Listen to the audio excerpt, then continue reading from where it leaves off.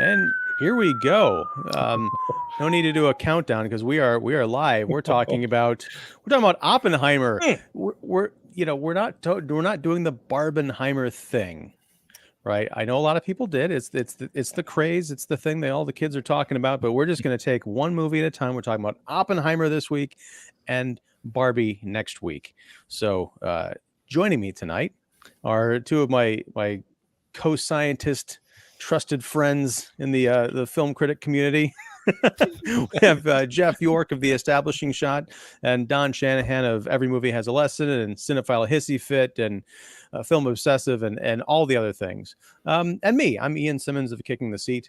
And welcome, everybody. The chats are open, so if you want to jump in here and tell us what you thought of Oppenheimer or Barbenheimer, we'll take all questions and comments as they come in.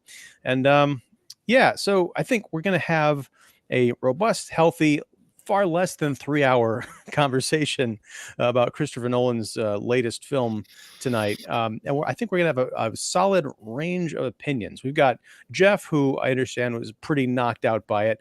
Don, who is not that crazy about it, but still, calls it a very good movie. And I am firmly in between because it is. Don, before we jumped on live here, you were saying, I think you or Jeff were saying it's like a movie that you got to watch again. But Don, you're like, I'm not in a hurry to watch it again. Okay. I, on the other hand, I'm not in a hurry to see it again. I will, but I do feel that I need to see it in order to fully give it its due. As I was mentioning to someone else today, I don't think there's anything that's going to convince me that it's a masterpiece. I feel like it's a very, very good movie that I need to see again just so I understand it a bit better. That's fair. And I think Christopher Nolan is a very talented filmmaker. And I think this is a movie that needs to be told by this filmmaker in this time that we're in right now for various reasons that we'll get into. But I think it says a lot about the kind of film that it is and the era that we're living in that we got Oppenheimer as presented to us. So let's start out. Jeff, do you want to synopsize Oppenheimer? Not if he can't, I will. It's two things and it's done.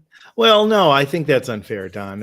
You're starting with the sort of diminishing it. And I think we need to talk about the fact that, first of all, I think the fact that it was a big hit and it's an adult movie in the middle of the summer is an extraordinary achievement, not only for, the fact that people are willing to see it, but I think the word of mouth built it over the weekend, and it made a ton of money. And you remember, it was a 3-hour plus show too. So, and R-rated and exactly historical drama. Yeah, exactly. So, I mean, it's an incredible achievement just on the sort of box office facts alone. But for me, it's also an artistic achievement, and we can debate whether it's a masterpiece or not. I think it is, and I think you can call it that early.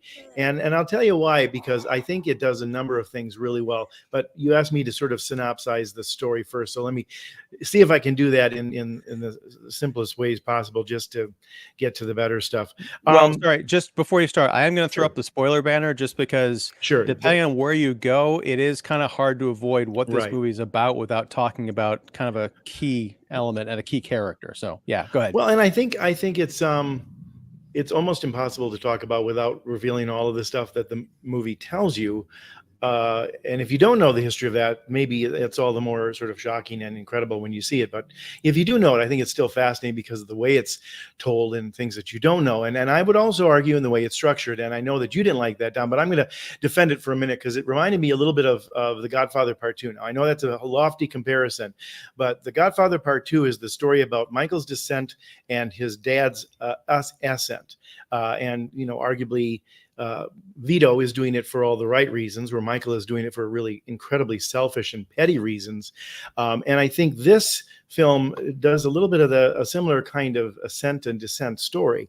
Of course, because it's Christopher Nolan, he tells them simultaneously, and there's little flashes where they sort of blend into fantasy or fantasia or fever dream. It reminded me a lot of Jackie and Spencer, which weren't done by Nolan, but I think those are some of the kinds of movies that his style has influenced. Anyway, here we see the ascent of J. Robert Oppenheimer, a promising young physicist, and sort of some of the things that start to drive him and drive him crazy as a younger scholar, and sort of his deciding to take on this Herculean task of trying to beat the Nazis to create the atomic bomb to win World War II, knowing that this would be a bomb that would really be the end of all wars, because, you know, if they drop them on you, you're annihilated, cities and all that kind of stuff, with power that had never been seen before.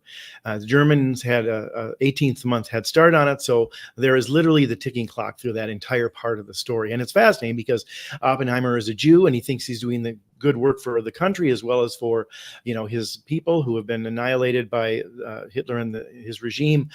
So it's him sort of doing this great task. There's the speed of having to get it done first, as well as the nobleness of what they're doing for America, for the world, to stop fascism.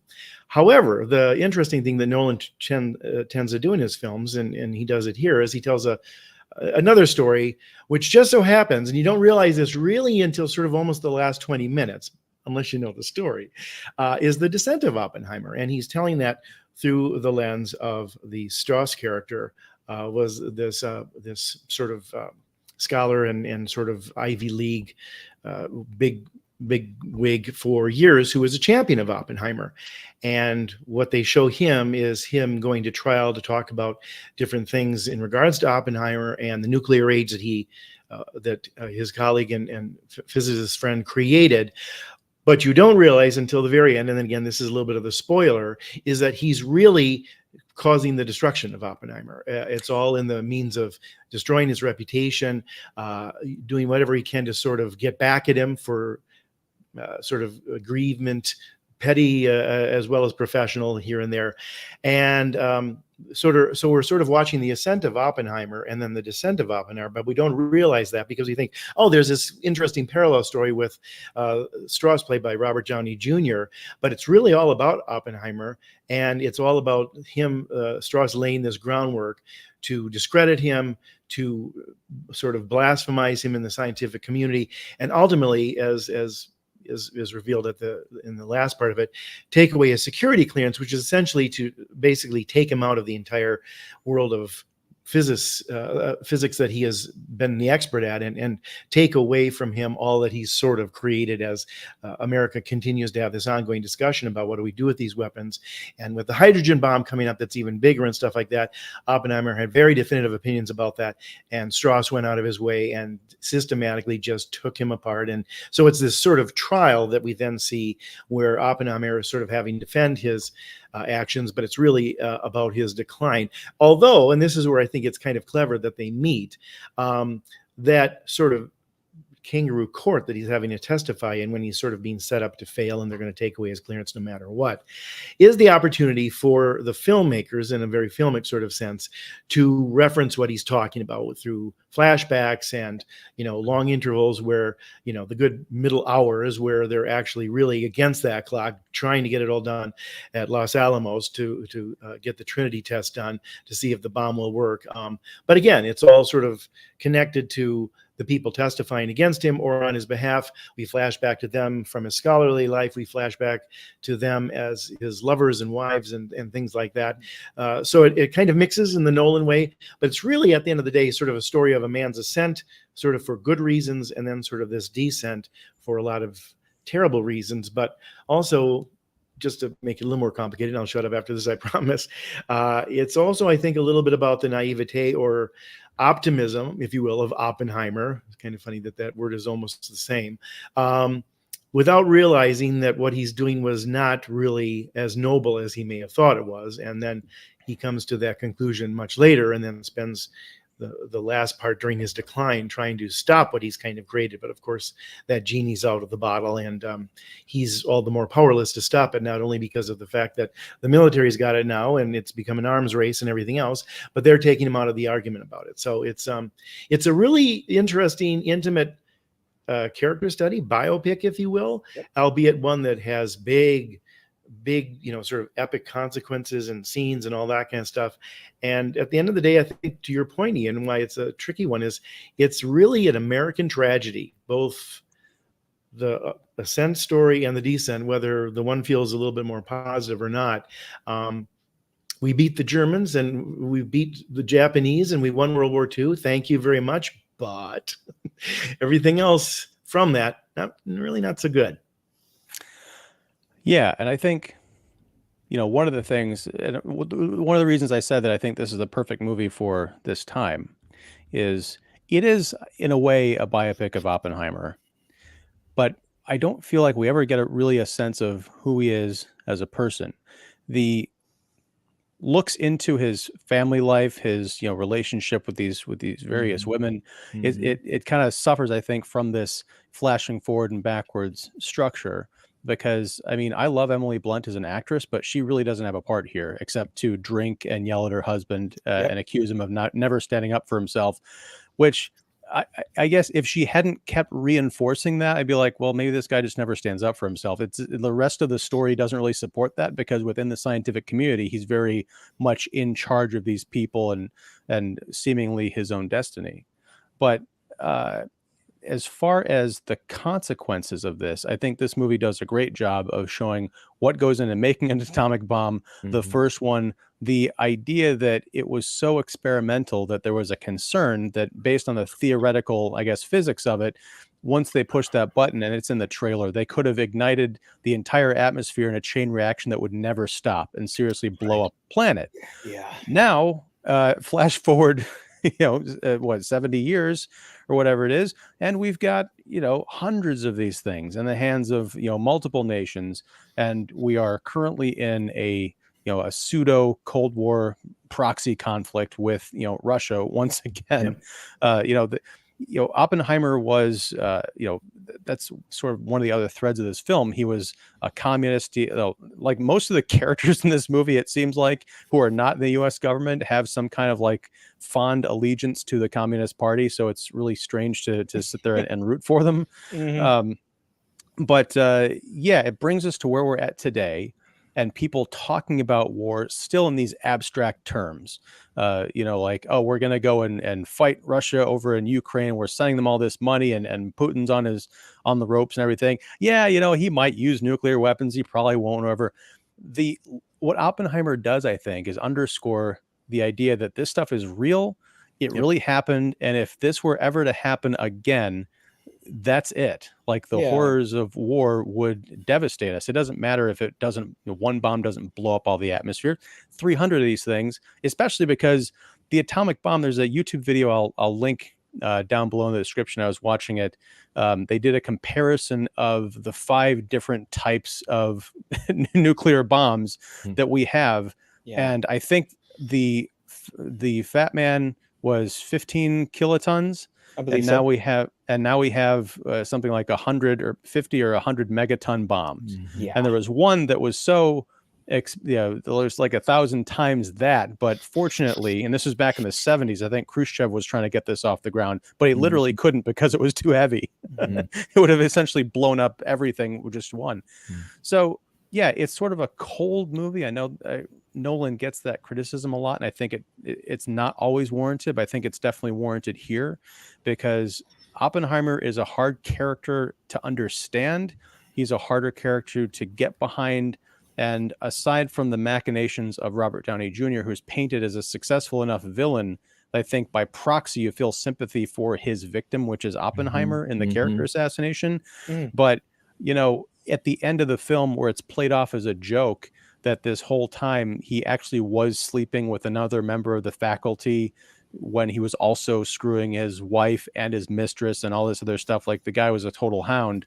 I'm like, this is not, I can't feel bad for the guy. If he'd been like the strong, upstanding citizen who just got like duped into developing this weapon, sort of like the B plot from Real Genius, maybe. But I'm like, this kind of, I'm like, this is the kind of like morally questionable reprobate that I would expect to devise the weapon that could destroy humanity.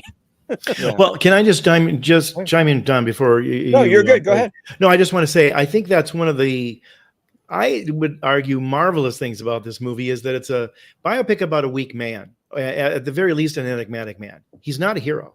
No. Now, we may sympathize with him, and certainly he's very sympathetic on numbers of occasions, and certainly at the end, everything else.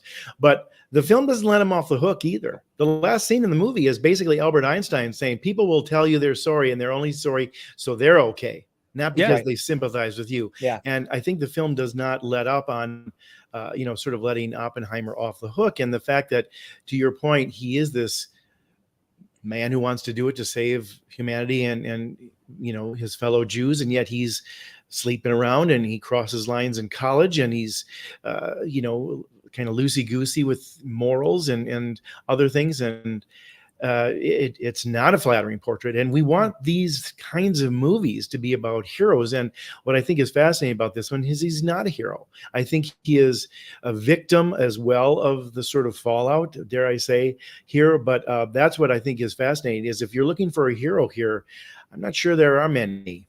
And it certainly isn't him, not the lead. Yeah.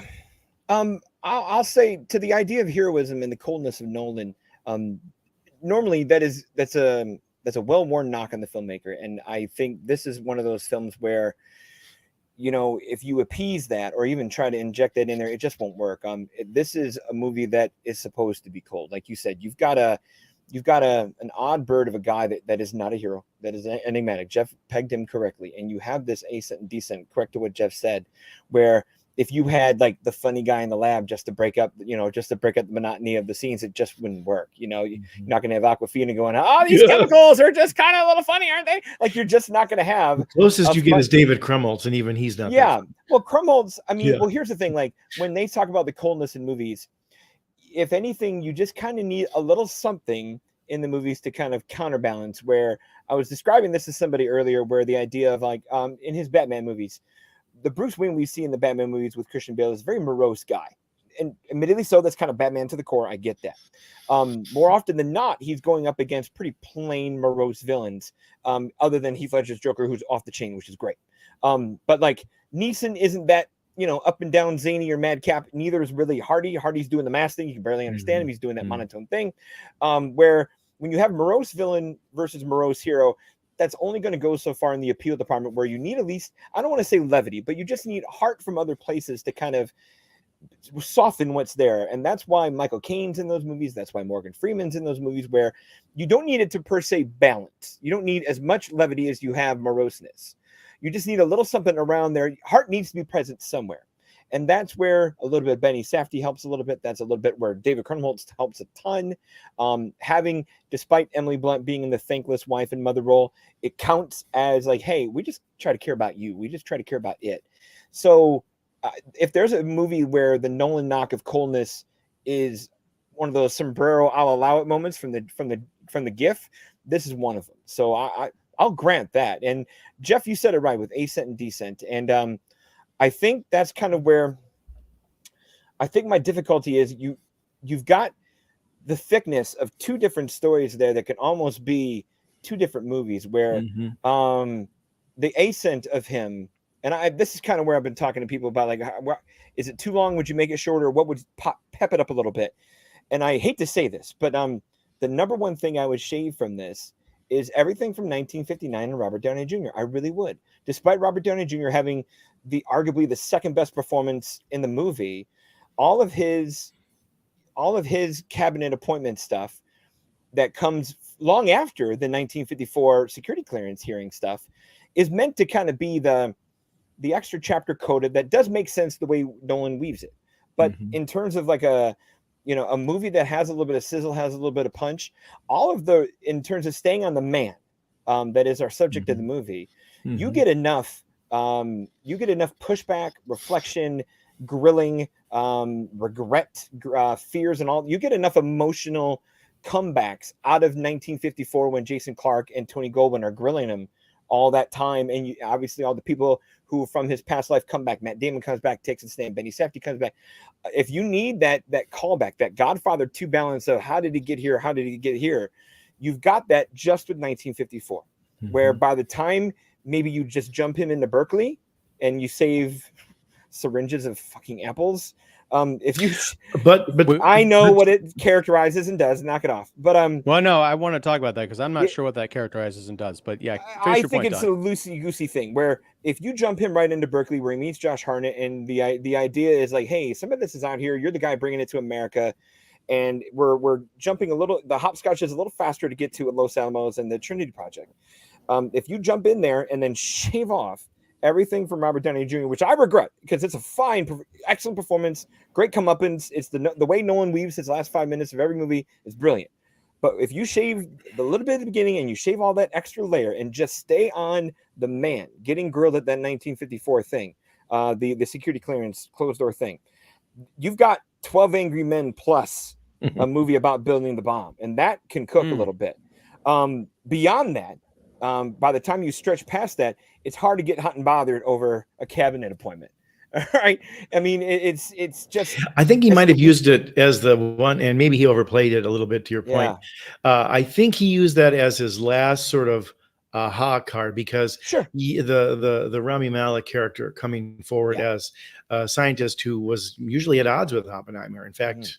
His history is that he was usually against him and not, well, he couldn't hold on to clipboard. His ally, right? Football and then you're wondering why is Rami Malek in this throwaway role? Well, he gets this nice big juicy scene at the end where he kind of buries Strauss. It might be a little bit a long way to go just for that bit, although I think there's a certain amount of karma in all of this, and of course it ends with Einstein's thing about. In sort of this world of politics, you don't really have allies, and you've got to always be a little bit wary of who may be coming to defend you or who may be coming for you. But anyway, I just wanted to throw that in there. Back to you, Ian. This is your show, and I'm sorry I interrupted. No, it's fine. We're here to have the conversation, but I do want to get back to the Apple thing. But Rami Malek's character, it is a fine kind of twist where he gets up and I'm here to testify that the guy Strauss is he's not that great, and everyone's like, oh my God, what? The problem I have, the problem I have with Strauss's whole motivation is I just didn't get it, and this is where the second viewing is going to come in because they keep flashing back to there's so many jumps forward and backwards and sideways to all these meetings and dinners and classrooms and all that stuff. There is a scene involving another kind of hearing where Strauss is kind of sitting in the back and Oppenheimer is making some kind of a joke or whatever. And I'm watching this scene and I'm like, okay, I don't quite understand. It turns out why I can't get hot and bothered. Yeah. Right. Well, but the entire movie hinges on what happens in that scene. And I don't understand, except it had something to do with isotopes and Strauss getting embarrassed. And I'm like, well, Strauss didn't understand what basically, a scientist was sort of laughing at him. Like he traffics in this at college, but he doesn't quite get it. And he's not really a member of the club, if you will. It's a petty thing, but I think it's actually there. And I think the whole Malek scene at the end is there to show that a lot of times the world and politics and people who become our decision makers and lawmakers sometimes hinges on these kind of stupid, petty human things. I mean, people think Trump ran because Barack Obama made fun of The Apprentice at the Washington Correspondents' Dinner. There's just all kinds of history of people who took one slight and turned it into, well, I'm going to show him, and that becomes their sort of directive. So I think it was just there to maybe show that it's not loftiness always that turns people against each other. It might be just school. Well, but this isn't what it was. No, but Strauss was a movie about but that's what it was. That's what Strauss's whole problem with him was. This is like making a comment about the fragility of nations. Listen, hey, no hand waving, guys. We're gonna keep this. We're gonna keep this respectful. But I do want to say, I agree. with both of you guys. I think the Strauss thing is a good bookend. It's Oppenheimer 2. But here's another movie. But it's the ironic thing, and we'll get back to the isotope hearing or whatever it is in a second. It's fitting because I think Nolan unwittingly answers his own problem with his film, because towards the end when Strauss is talking to Alden Ehrenreich, who I think this might be the best thing he's ever done. He's very good in this it. role. Good. Yeah, all of these guys are very good in it. I think. Not a drop ball anywhere. Right. He comes to, he has a full arc and a revelation about, this guy that he's representing in this hearing, up on Capitol Hill or whatever, that he is kind of a scumbag who deliberately tried to ruin Oppenheimer's life through, pettiness. But Strauss has always been hung up on the first day that Oppenheimer kind of showed up to his institution. He says, "Hey, look, standing out there by this pond is Albert Einstein, huh? You want to meet Albert Einstein?" And Oppenheimer's like, "Yeah, I know him." But so he goes out to meet him. And then Strauss comes out a few minutes later. And as he's walking up, Einstein passes by him just glowering. And so this entire time, it's a mystery of like, what did they say? It's like lost in translation or something. But he assumes that Oppenheimer had said something to turn Einstein against Strauss. And at the end of the movie, when they're talking about this, Alden Ehrenreich and Downey Jr., Ehrenreich turns to him and says, you know what? Maybe it just wasn't about you. And I think that's the criticism right there. That whole Jim Strauss thing takes up the last hour of the movie after you've got the detonation of the bomb. And I appreciate it.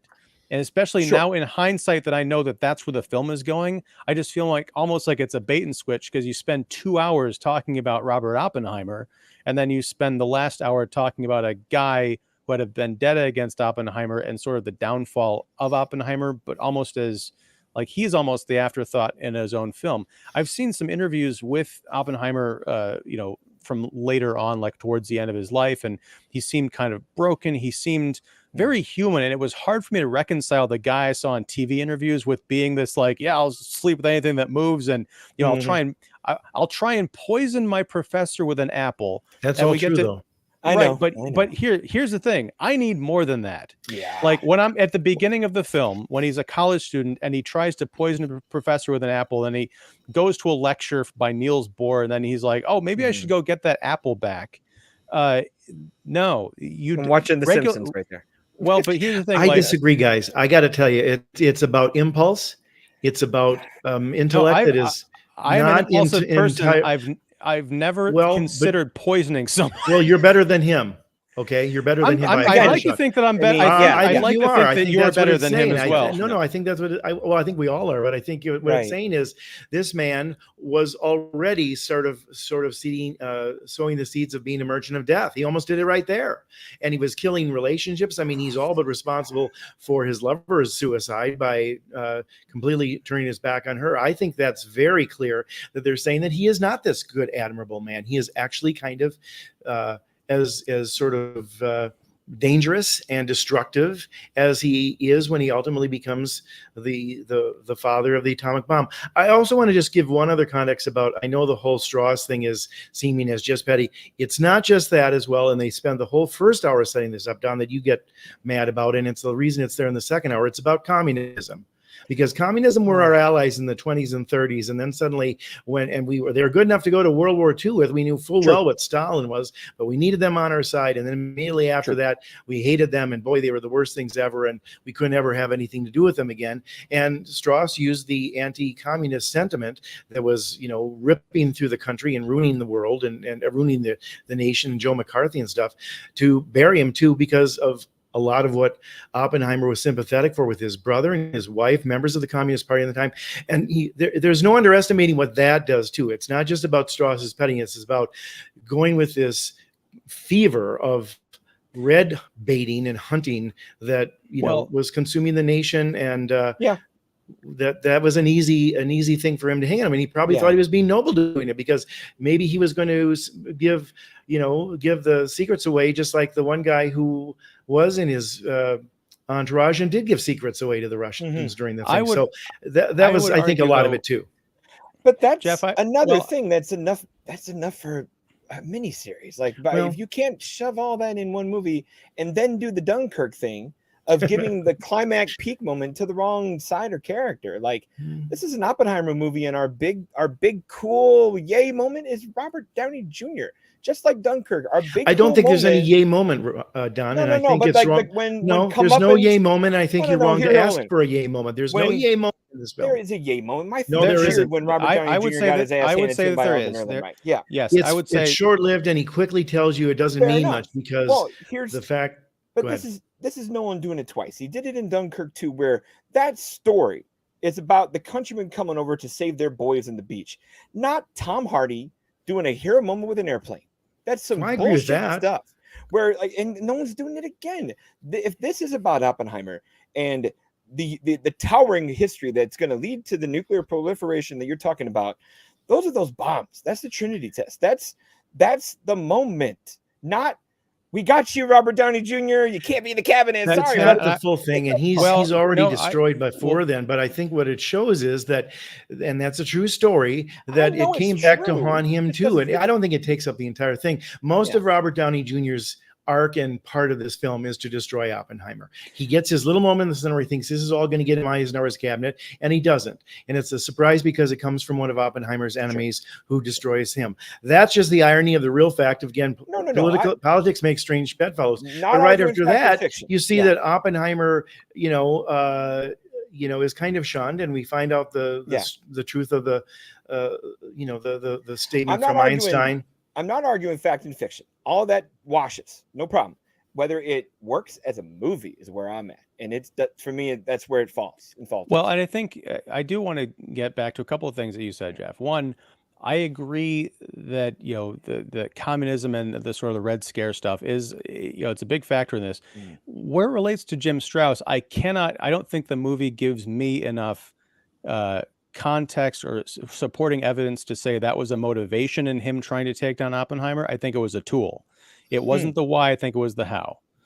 Because it was very easy to get people on the side of like, well, look at all these associations he had, and there was those transcripts that that committee that was headed by like you mentioned, Tony Goldwyn and prosecuted by Jason Clarke, who I think was great. I love him. And I don't think he doesn't get enough chances. The supporting cast in this film is Macon Blair, very impressive. Although I gotta say, it's for me, sidebar here. Okay, there is such a thing as having way too many it's that guy actors in your 3-hour movie. I'll take it every time. Yeah, it's okay. No, I'm sorry. The Harry Truman reveal is the most obvious. With Oldman, yeah. But you needed somebody who had a little bit of stature for that, I think. By the way, let me just throw out, and again, I'm not trying to be contrarian here because I think we're actually pretty close in the concentric circles or overlapping circles. Don, you gave it 3 stars out of 5. That's good. Well, that is not a 2.5 star. I'm on the fence about this film. No, technical merit. And Ian, you just said you were between him and me, so you're 3.5. So those are both. Those are all good Rotten Tomatoes scores. Well, I got to see it again before I give it a rating. But let me tell you this. Go ahead. Yeah. As much as everybody in America liked Ike, and he's now regarded as one of the top 4 presidents in the nation, one of the 4 or 5 top presidents in the history of America. He didn't do jack shit about Mr. The senator from Wisconsin and his communist baiting. True. So a lot of people were not doing jack shit about that, and it was the popular thing to go after communists like they were some sort of venereal disease and stuff like that. So whether Louis Strauss was really that much of a communist hater or whatever like that, he was as trying to get into the cabinet. And he was as a politician who knew that it wasn't going to do him any good to bitch and moan against McCarthy until it became popular to bitch against McCarthy. So I think there's that aspect to it too. Whether he truly believed deep down, I think Strauss truly believed in himself and his own ambition. And maybe that's a little bit of a parallel in some respects to Oppenheimer too. But I think there might have been too much of it. Maybe the two of you have a point there, and I think because it's Robert Downey Jr. and he's got the second biggest role here, I feel bad. It's given a lot more importance. But I saw him as there to serve the story of Oppenheimer more, and even the comeuppance of Strauss at the end is related to Oppenheimer. Well, and I think the problem is that, and this goes back to the Apple problem. Strauss, Downey's Strauss character has a full arc in this movie, at least in terms of audience perception, because it starts off, he's this guy who's just being confirmed and he's being asked about Oppenheimer. And it's a whole big problem because it's like, they're going to ask you about Oppenheimer. And he's like, what do you say? You supported him. He's like, you championed him. You brought him in. It's like, they're going to have to rally to figure out it. You almost get the sense that they are going to be asking you to speak ill of your friend, Robert Oppenheimer. Right. And then by the end of the movie, this guy is like a frothing mad dog because his attempts to bring down his quote unquote friend Robert Oppenheimer have fallen down around him. That's great because we get to know enough about Strauss to see why that is, why it's a glorious takedown, where Right. we get to see how we've been duped over the course of this film. But with Oppenheimer, again, I got to go back to the Apple thing. On the one hand, we're asked to believe that this guy is going to poison, and he knows what potassium cyanide is going to do to someone if he injects it into an apple that his professor is going to eat. On the other hand, you've got this gee shucks whiz. I'm finally figuring out what this bomb will do to people when he has this vision of like skin melting off and all these flashes and stuff. He knows what this is going to do to people, even if it's only on paper or in his head. Mhm. Now that it's actually happened, I'm like, is he autistic? Is there some kind of a no? I mean, but I mean that I'm laughing seriously. because I'm with you. Is there something in leap. his It's a childhood leap. we do not see anything of his childhood. We don't know anything about his parents, his upbringing, his mental condition. When I see that thing with the apple, I'm like, oh, this guy's a killer. I can't wait to find out what built this and how that guy got onto this program. And at the end of the movie, I still don't know how. I think it's part of the paradox of him, the fact that you have a physicist who's this much of a genius about the trickiest of subjects and is able to do blackboards upon blackboards of all this kind of stuff. And yet he's also being very much driven by emotions. I mean, his sexual appetites, which were dangerous and out of control as well, I think speak to that as well. I think what it's saying is, he was also probably young and immature and a little bit tortured there. I think he was trying to figure out what to do with himself. And I think he's, at the end, his wife tells him, stop letting people basically beat up on you all the time. So, he's kind of weak and a coward and petty and childish and silly in his own way. I don't think it necessarily paints him as a man who could have been a serial killer. And yet at the same time, think about it. All these people, whether it's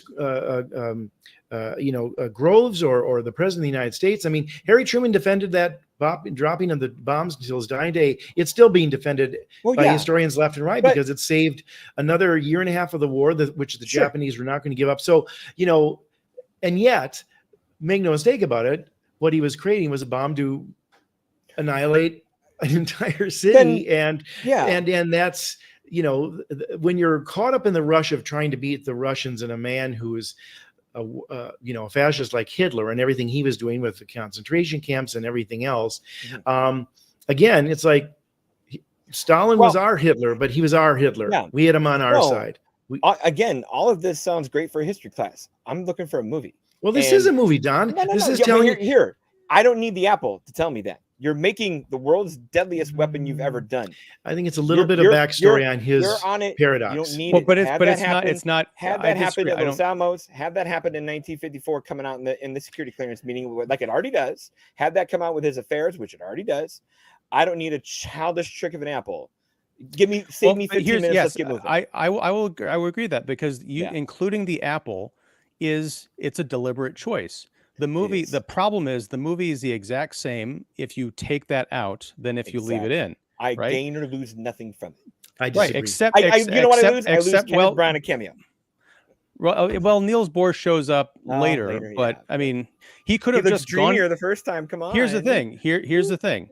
They could have kept the truth of that scene and just or that episode of his life and left out the apple. He's in class. He screws something up. He's like, "Oh, professor, I gotta go.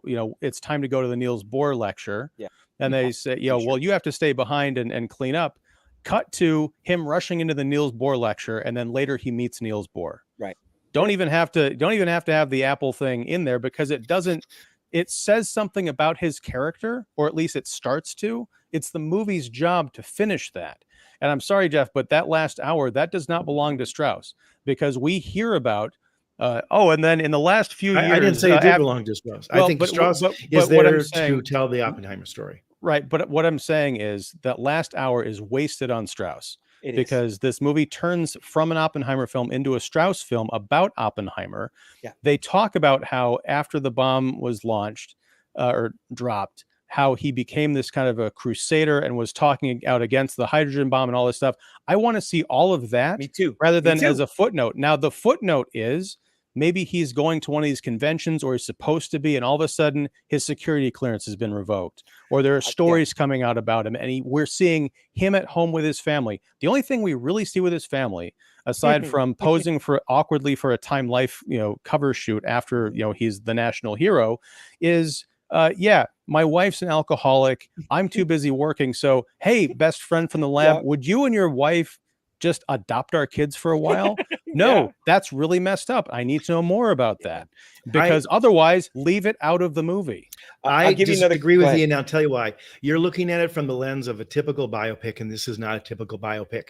This is a biopic about ideas. It's not about his children. It's not about his personal life. It is about the man and his ideas, and how similar ideas are threaded throughout his life and his choices. And he's a paradox. He's both this brilliant man and this immature man. He's this destroyer as well as this creator. He's also this person who is self-pitying and yet then doesn't stand up for himself. Okay. I think this is a movie about a man who is about ideas, and the idea that he would want to get back at his professor for punishing him is about a similar kind of trajectory, if you will, on a smaller scale of creating the atomic bomb, which is going to unleash this on the world, even though we think it's getting rid of this madman that we have to, and arguably we did.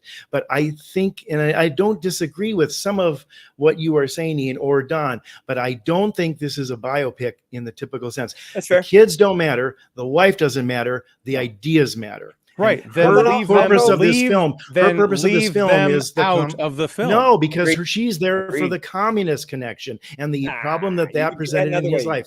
It is. They hung that and his brother around him as part of the whole security clearance. Here's the thing: if you left, and the rest of the movie doesn't have much of either one of them in it, except for that. And there's always the taint when they're around because they have that. Well, that's part of his problems perceived by his communist sympathizings. And I'm saying for a movie it's too much. I think here I'll give you an example.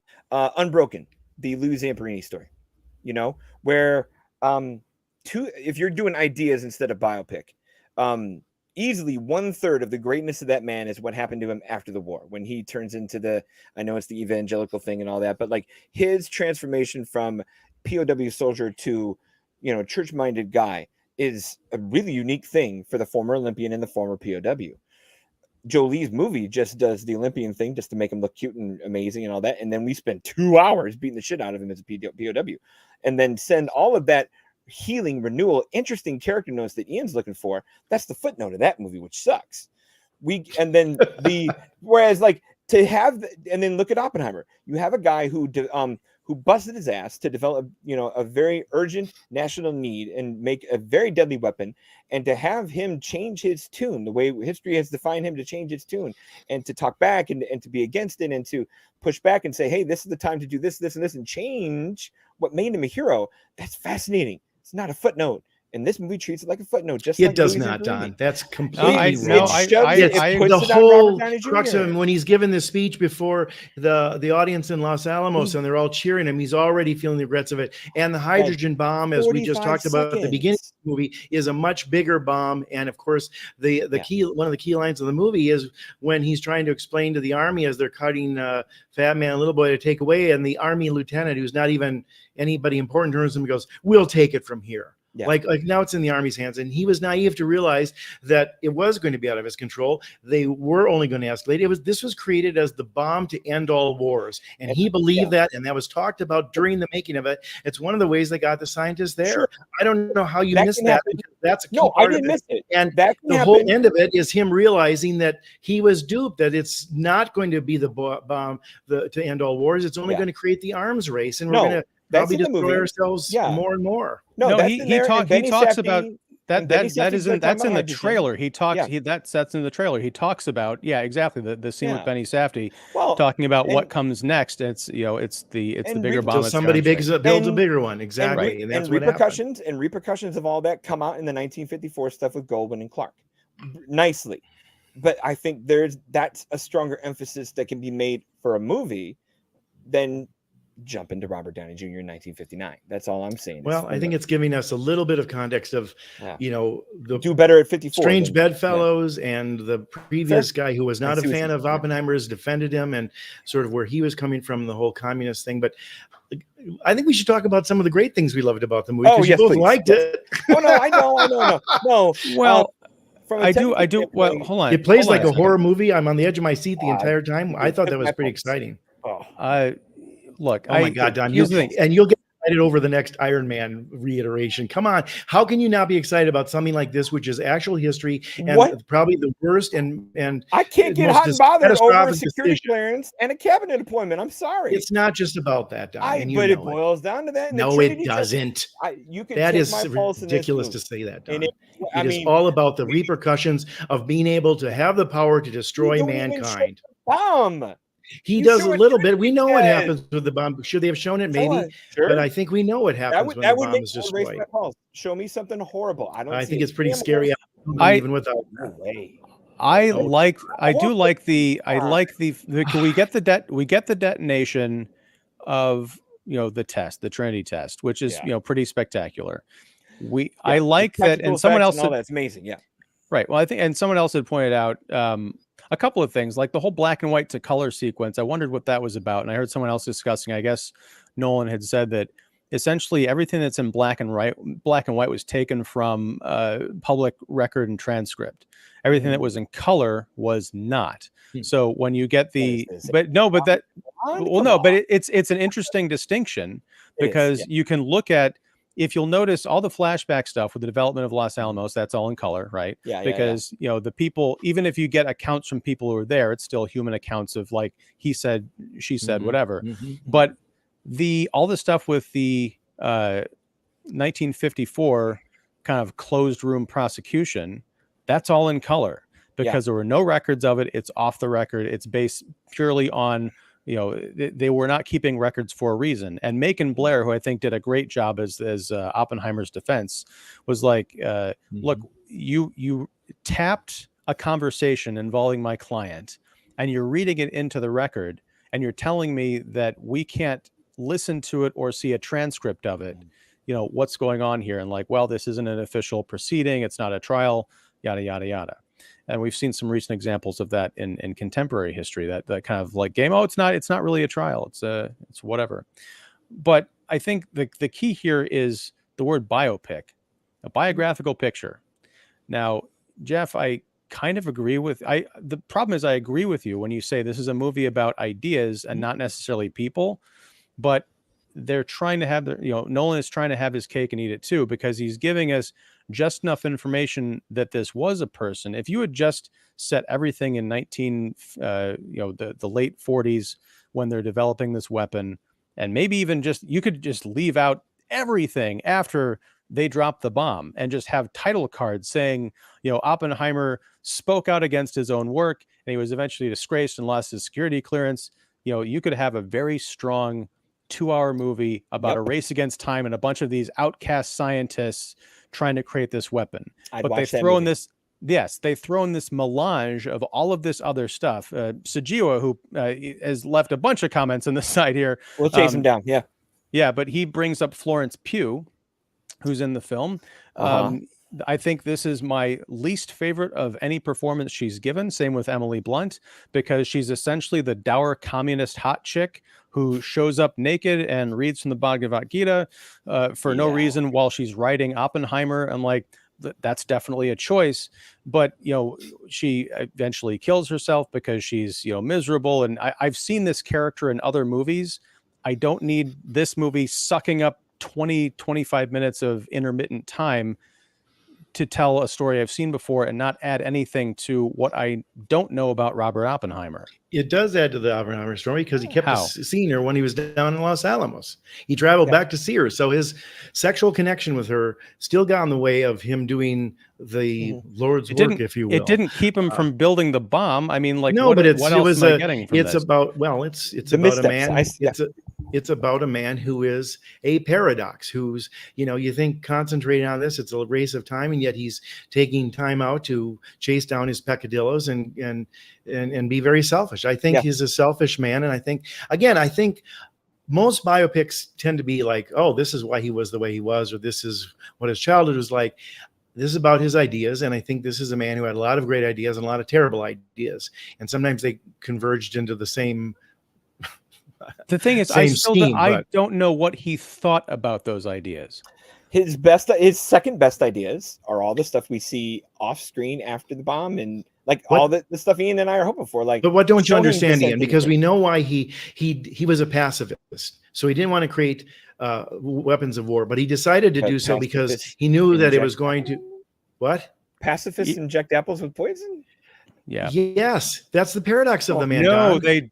Well, you but guys, again, you guys think people act consistently all their life? I know religious people who have here's had the thing. scandals and Here's all the kinds of stuff. I'm problem. not sure what you're saying with I'm that. not talking. I'm not talking about other people who act in paradoxical ways. I'm going to see the story about a man, and typically stories are about helping us as the audience understand characters we don't know.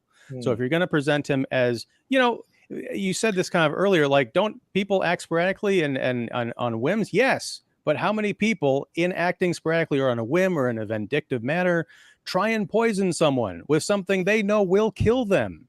And then after going to see a lecture, they have a change of heart, and it's kind of played for a comedy bit. Well, that may be a little bit of a goofy choice with the fact that he's, trying to steal the apple so his hero doesn't take a bite. I grant you that may be his low-hanging fruit, dare I say.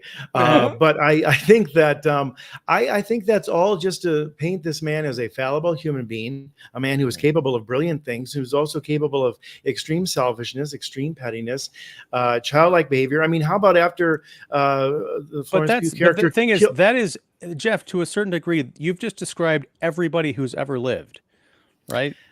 Well, I think. Or I'm asking for shorthand. For filmmaking shorthand. You could do that with Florence. You can do that with his decisions about leading in Los Alamos and all the tricky ways he had to push back against a lot of colleagues. You get some of that with Hartnett in the lab before he gets there in Berkeley. Obviously, the stuff that's with RDJ is the prickliness of, like, the fallible man. Right. You could save me 15 minutes from the Niels Bohr concert T-shirt scene to get past that. I'm just looking for a shorter movie, a tighter movie, a scarier movie. Just, I don't know.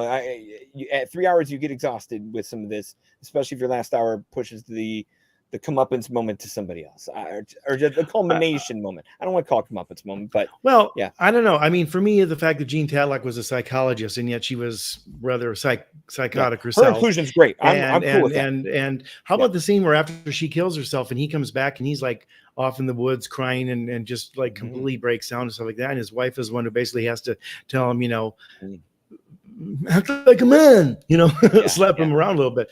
I don't know. I found all that very fascinating. And I know we don't have a lot of time left in this conversation, but you guys both said you liked the movie. I haven't heard you say anything I really liked about it yet. Respect it. I can respect the movie. Stars is not a respectable. Yes, it is. Thing. I don't do liking this movie, like I do respect and worth and value. Like there's critique, not liking. I'm on best versus favorites kind of thing. We're in Schindler's List territory where Schindler's List is the greatest thing I've ever seen in the world, but I'll never watch it again because of content, because of just I can respect plenty of things enough to be 3 stars. There are dog shit movies that are I'll watch Anaconda, dog shit, guilty pleasure, trashy movie. I'll rate higher than this because it just does better with less. That's just where I'm at. No. In terms of what I like, obviously performance wise, from the men in this, unfortunately, is another Nolan knock. He cannot write anything for women. The men in this movie are phenomenal, top to bottom. I mean, even Benny Safdie's counterpoint character. We talked about David Krumholtz having some heart in the movie. In Josh Hartnett, the long lost Josh Hartnett has a nice little poke and a nice little fun part. Alden Ehrenreich, best he's ever been. RDJ deserves an Oscar nomination. Cillian Murphy, oh my goodness, like that's a big part you got to do in a lot of places, and you have to do some of that with some placidness of like taciturn looks, but at the same time you got to have a twinkle in your eye of like, I'm this smart and I'm smarter than the room, and Murphy can do that without turning into a zany monster, which is really well done. Obviously the visuals, and you've got, is this Rodrigo Prieto doing? No, this is Hoyt van Hoytema with cinematography. Obviously the practical tricks they do with color and scope and all that looks great. Ludwig Göransson's score, I can honestly take or leave. I mean, it's powerful, it's strong, it rattles the speakers, but there's some parts where it's just a blaring noise and not something that kind of keeps you moving into some things. How about you, Ian? What did you like about it? Those are good attributes. Thank you, Don. And that's 3 stars worth of attributes. How about you, Ian? There was only one thing that really knocked me out visually, and it's, just speaking personally, it's kind of a cheat. I mean, it doesn't have anything to do with the context of the movie, but with something else involving Christopher Nolan and Cillian Murphy. And that is the scene where he's giving this speech in front of, the kind of the victory speech where he has this freak out, and he starts seeing the lights representing a nuclear blast and people's skins flying off like paper. That's cool. But it is cool, but they do a scene where it's Cillian Murphy framed center, and you can kind of see like this gray background behind him, and it gets really wobbly and distorted while his face is standing still. That's the same effect that was used in Batman Begins with Cillian Murphy's Scarecrow character when he was people were feeling the effects of his neurotoxin or whatever, fear toxin, right? I thought that was cool, but again, I'm watching it thinking, oh, that's a nice little cherry on top of a pretty excellent scene. I mean, visually, I'm trying to this movie didn't impress me visually. I'm sorry. It's good, but I saw like everything it has to offer in the trailer. And maybe and it's also one of the reasons I didn't go see it in IMAX, because I'm not near enough to see it in true IMAX because they took away our beloved Navy Pier. I'm not driving to Indiana. Yeah, right? Indianapolis is 3 hours away. Right. And the time zone change. Oof, no. Yeah. So I watched it in a regular theater. Me too. And to me, that's enough. I mean, something like Interstellar, I'm glad I saw, because that's an outer space adventure going to different worlds and all this crazy stuff. For me, I'm like, yeah, that's about what I expect from Christopher Nolan. They've got these random shots of like fire and atoms and stuff. But frankly, I saw. Well, no, hey, don't go knocking Terrence Malick on this show, sir. No, I will. I will. Okay, I know. I know, but I'm thinking about another film involving another scientist biopic that does not get the respect it deserves, because I think people think the lead actor got the easy Oscar that year, and I think they're crazy, which is The Theory of Everything with Eddie Redmayne. That movie depicting the way that Stephen Hawking kind of saw the universe and conceptualized mathematics and science, I think was much more inventive and sort of what Nolan is going for here. I almost like crib those scenes and paste them into this movie. Like, now, here's a little nudge. I agree. But yeah, I mean, overall, honestly, the more we talk about it, because it's the first time I've really had a conversation, the more I'm leaning into, I do need to see it again to understand it, but I don't think there's anything in there that's going to make me believe that it's anything less than a narratively compromised movie. I think it would have worked better as a miniseries where you've got the framing device of the confirmation hearing in episode 1, episode 3, and episode 6, or it's and just the rest of it is a little bit more. The book is like 761 pages. Like Birth so I to understand, Death, though, right? Like you could have some latitude there, right? And I will say this, and here's one of the reasons that I do recommend this film, compromised as I think as it is it made me want to learn more about the man. Now, unfortunately, that's because watching this interpretation of it, I feel like I still don't know really anything about J. Robert Oppenheimer. But I do want to go back and read about his life and more of the politics in the world that he was going on. It was going on at the time. There is a book that's out in paperback right now. Amazon has it for $10 less than it usually does. 761 pages. The hardcover, because this came out in 2006. The hardcover is $425. God damn. Pap. Probably first edition. Yeah. But the weird thing is I was reading some of the reviews on it, because I'm like, what are people saying about this? There's a bunch of 1-star reviews, and this is totally well, it's a long book, but what I've heard, and this is just kind of off topic, but not, is that the book is great, but the binding, there are complaints about the binding on the paperback as recently as this month and going back to like November, saying, I opened the book and whole pages fell out because it's not like it wasn't bound very well. Maybe it's affected by nuclear radiation. Jeff, I got to let you know, I went against your advice. I did see Fat Man and Little Boy before seeing Oppenheimer. I'm glad I did. I really am. Like, Newman's depiction helped me kind of wrap my head around what Matt Damon could accomplish or could do. And then obviously Gene Tatlock is in that one too, with Jolie Richardson and whatnot. But, I mean, Oppenheimer is superior to that movie, but at the same time, I kind of like the narrowness and you just kind of stay on Los Alamos and the Trinity test, which it worked for what 1989 was trying to do with that. So. Well, it may have colored your ability to see this and know and be refreshed or find things new in this, but nonetheless. No, because I like Ian, I'm one of those people, being it's the school teacher me, where I will see a movie like this and I will jump to same thing. I'll jump to Wikipedia, I'll jump to some places, and I'll go down the rabbit hole of history. I wouldn't have a turkey dinner the day before Thanksgiving, No, Don. I don't know about you, but I didn't have it. It's okay. Fat Man and Little Boy. I had I'm just stuffing saying. first. Yeah, stuffing. Yeah. Did you go and watch all of the Michael Watterson Keaton one? Batmans before you watch Robert Pattinson and Batman? I'm not suggesting Yeah. Well, you do those that are before you see a new movie but no, that but is those supposed are to be judged on its own. no, I do Well, that anyway. Those live rent free in my especially the head day to begin before with. when you're Yeah.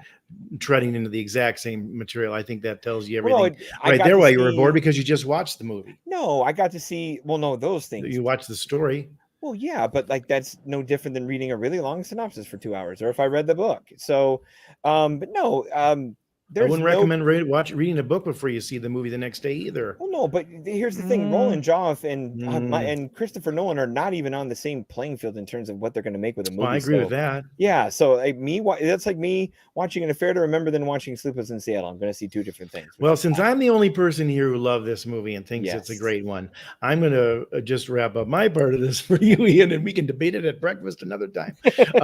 Is that I think it is a fascinating exploration of the human frailty of people who are handed major decisions about all kinds of stuff that affects the world and our ability to live and or die. And I think, if anything, to your point, Ian, I think at the end, there is still the paradoxical or unknown qualities of Oppenheimer. I think for the cinematography, the fact that he looked like a ghost for the last third of this film, as he was sort of the merchant of death, almost like, the Grim Reaper in some ways, just sitting there still, and his sunken face and his big eyes and his tiny frame. It looked, and so much of this, I think, played like a horror film in a way, including that score, which is not melodic at all.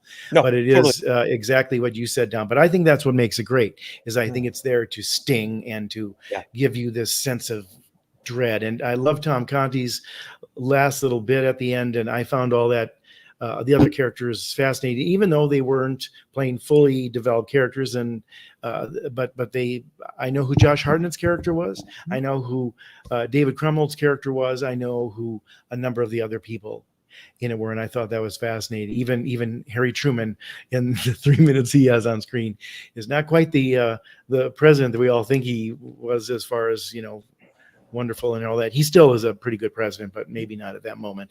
But I really thought it was, and I think it was big in the sense, maybe it's not hugely cinematic like Interstellar and some of those places that space demands it. But my guess is that Nolan probably wanted to do an IMAX to underscore the gravitas of this sort of story that really changed the world. He said, in numerous interviews, that he thinks this man changed the world. In some respects, that's probably accurate, because it changed the whole conversation of everything afterwards. And I love what you said at the top, Ian, which I think is actually a ringing endorsement of, whether you realize it or not, I'm just going to put that on you, is I think that this is so relevant today, because you still hear people saying, well, we could have a winnable nuclear war, or a limited nuclear war, or, the things you mentioned about Putin and Ukraine and all that kind of stuff. It's come up a number of times, and we haven't really learned much if we're still having those conversations. But I think that's why it's relevant. And it is funny to me that we've, continued to spend so much time worrying about war and spending so much money on war and all this. And this was designed to be the bomb that ended war, and for a generation, for the history of man. And it only sort of gave us the appetizer for the wanting more of the taste of blood in our mouth or something. But anyway, I don't know. I know I'm the odd man out here, but I think it was pretty incredible. And to see both that and Barbie, which was terrific too, in the same couple of days of critics reviews. And I know that sort of similar to what audiences did this weekend, a nice 1-2 punch for original or sort of daring cinema. And nice to know that audiences lined up for both of them and want to see something that's not just another sequel or redo. Yeah, I'll echo that hat tip and help close too, where no, Jeff said, you said at the beginning, to have R-rated, adult-minded fare that does take digestion. It isn't just an Iron Man movie like you think I'm going to watch.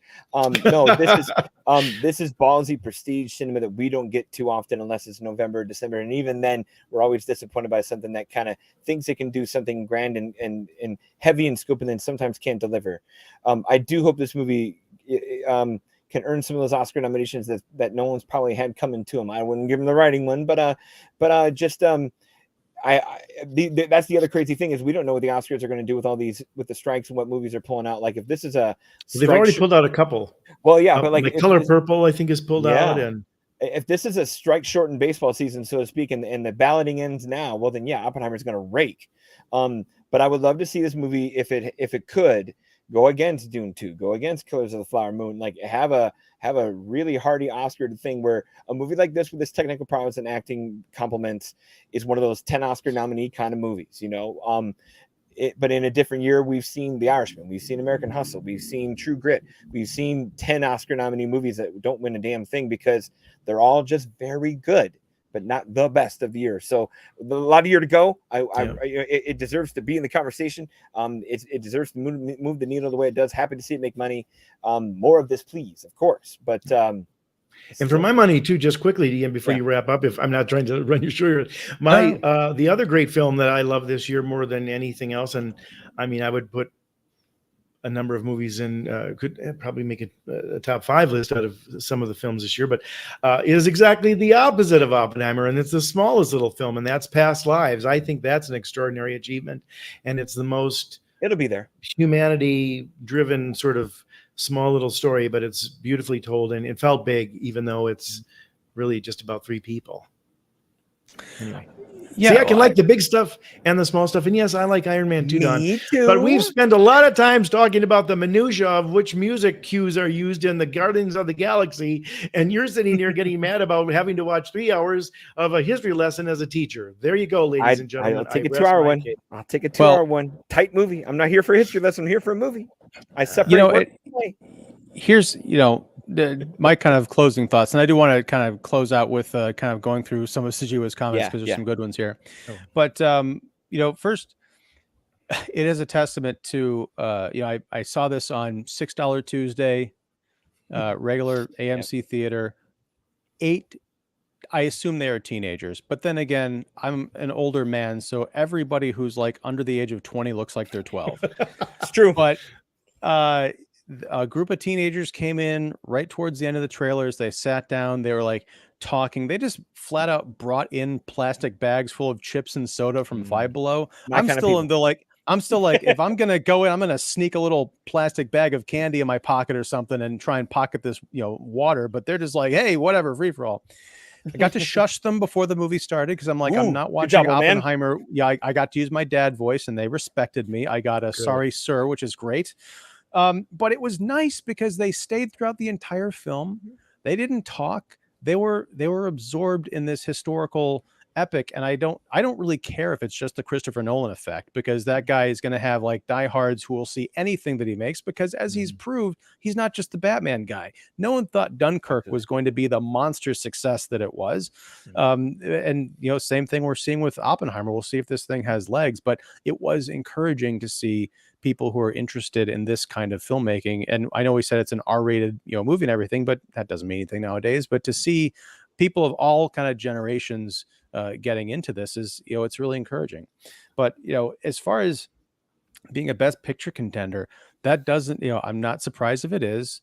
But again, going back to what, I said about this being probably the most appropriate movie for the time that it came out in, I felt nothing coming out of this movie, and I feel nothing coming out of a lot of movies lately, and I feel like we're just kind of in an emotionally dead, inert era somehow. I mean, the last thing that really kind of like sung to me, I don't know, it might have been in some cases Across the Spider-Verse sort of, and that's a comic book movie sequel, but certainly there's something going on here, and I think it might be this emotional disconnect that is allowing us to say, nuclear war might happen or whatever. Like, we don't have people out in the streets saying, ban the bomb. We don't have scientists on TV saying like, look, we need to pull back because this is what the effect of 100 megaton bomb is going to be on, the American population. And if we drop it in Europe, that doesn't mean it's not coming here. Just one bomb and the fallout. It's weird because I feel like this is a great anti-war movie, but I don't feel like people are coming out of it wanting to have that conversation. They're like, man, that was heavy 70 years ago. Like, I compare that to the reactions that are, I mean, I was there, but not like a kid in theaters, but like JFK reverberated harder than this movie, and it's 15 minutes longer. But that movie moved the needle, young and old, and it had something going for it, and equally as huge of ideas, equally as deft in the crazy editing. And that movie, it reminded me a lot of that movie, and even the cinematic variances and But at the same time, I think JFK is bigger figure. Well, it's a murder mystery, and the one that the greatest one we've never really entirely been able to put to bed. Case closed, even though Gerald Posner titled his book that. It wasn't. Ian, I sympathize with you. In fact, I was going to say in defense of you, not that I'm playing Mr. Psychologist here, but I think part of it is exactly that, and I think there's a numbing of the senses for some time now, maybe since 9/11, I don't know, but there's stuff that we should be really riled up about and get more mad about, and people aren't. And you think about back when in the 20s when people were joining the Communist Party to help defeat a fascist in Spain, or the Depression in World War II and what this did, and the GI Bill and the opportunities that were arising from that kind of stuff, or through Vietnam and the youth movement and protests and women's movement and civil rights and stuff. We have some of that similar kind of stuff going on there. Maybe fights we have to relitigate, but I think people are kind of sort of numb to so much of it, and maybe there's too much news, maybe there's too much distraction, maybe there's I think too many cells in our hand, and we're all in our own world watching this all the time rather than the person we're talking to or whatever. Unlike this show, which is really great with all of us talking and expressing our faces. But I think I understand that, Ian. I think it's hard to like movies and sort of get when it seems like we're maybe in an audience now that has grown sort of just blasé about everything. Well, look no further including than those kids with their own bags of stuff. They're not supposed to, the darn kids. Buy the AMC stuff and keep the Cineplex going. Well, I mean, look no further than down the aisle at Barbie. You've got there's a message movie, there's an issues movie, and I think that you can see that movie in its popularity.